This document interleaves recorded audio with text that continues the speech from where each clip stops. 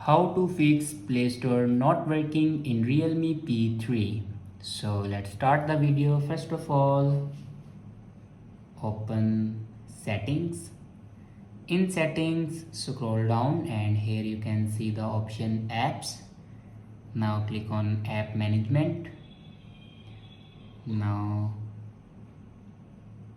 scroll down and here you can see the option Google Play Store. And click on storage usage, and here you can clear the data and cache memory of Play Store. After clear data and cache memory, then check your net connection worked properly or not. After check your internet connection, then restart your device. For restart your device, press and hold power button and then swipe up to restart your device. After doing these steps, your problem will be fixed. I hope this video is helpful for you. Thanks for watching.